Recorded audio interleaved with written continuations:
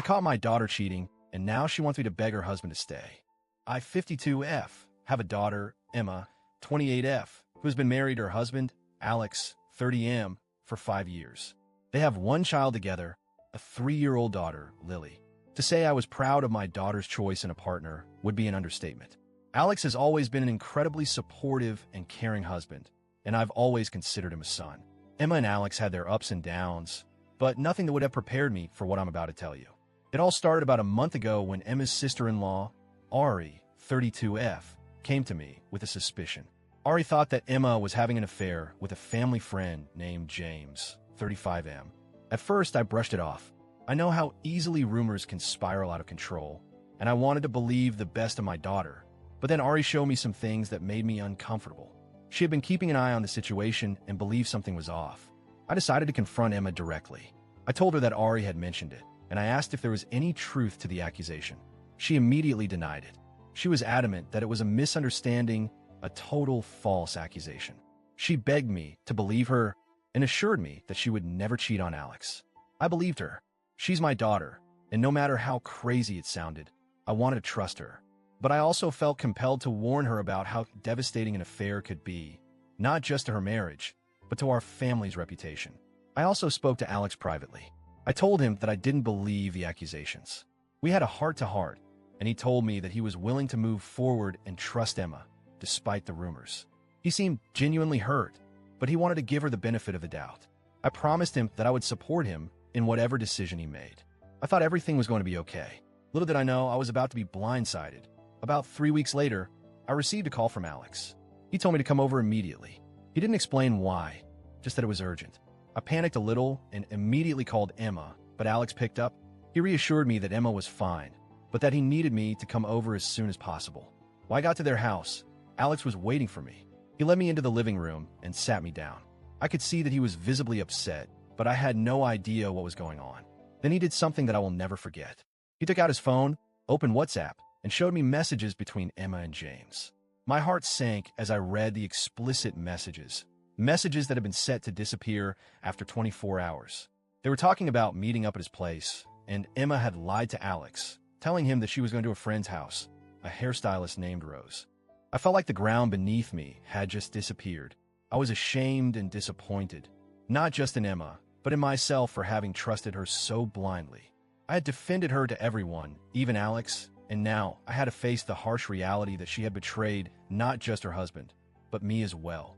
Alex was devastated. He told me that he was filing for divorce, and I didn't blame him. Update 1. A few days after the discovery, Emma came home crying. She begged me to help her convince Alex not to go through with the divorce. She said she was so sorry for what she had done and that she would do anything to fix it. She asked me to go with her and beg Alex to reconsider. I was heartbroken. As a mother, of course, I wanted to comfort her and make everything better, but I couldn't do it. I sat her down and told her the truth. I loved her, but what she did was unforgivable. She had betrayed not only Alex, but the trust one had placed in her as well. I told her that I couldn't humiliate myself begging Alex to stay with her. She had made her bed, and now she had a lie in it. I couldn't do it for her. I couldn't sacrifice my own dignity to save her from the consequences of her actions. Later that evening, Rose called me. She told me that I was being too harsh on Emma. She said that, even though Emma had made a mistake, I should still show her love and support as a mother. She claimed that my daughter needed me, now more than ever. I listened to Rose, but in my heart, I knew what I had to do. I couldn't be the one to fix everything for her, especially when she had broken so much trust. Update 2. It's been a week since my last conversation with Emma. She has been staying with a friend for now, but I'm worried about her. I know she's struggling with guilt and the fear of losing everything. She called me again today, begging me to help her fix things with Alex. She said she'd seek therapy, that she'd do anything to make things right. But I'm still torn. I want to be there for her. She's my daughter, and no matter what, I want the best for her. But I also need her to understand that her actions have consequences, and they can't be erased just because she's sorry. Alex has already made it clear that he's done. He doesn't want to forgive her, and as much as I want to see them happy together, I don't think it's my place to push him to change his mind. I've also been talking to other family members about the situation. Some of them think I should be more sympathetic toward Emma, that she's just going through a hard time and needs support. Others agree with me that she made her choices, and now she has to face the music. Everyone has their own opinion, and it's overwhelming trying to navigate it all. I haven't told Emma yet what I'm going to do, but I'm seriously considering telling her that she needs to stop relying on me to fix her problems. She's an adult, and she needs to take responsibility for the consequences of her actions. If she wants to save her marriage, she'll have to do it herself. Update 3. So, things have escalated a bit more. Emma has moved back home for now, but she's still in a state of emotional turmoil.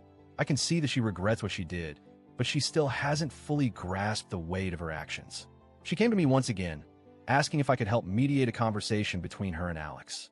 She promised that she would do everything she could to repair the damage, but I just don't know if I believe her anymore. I spoke to Alex last night.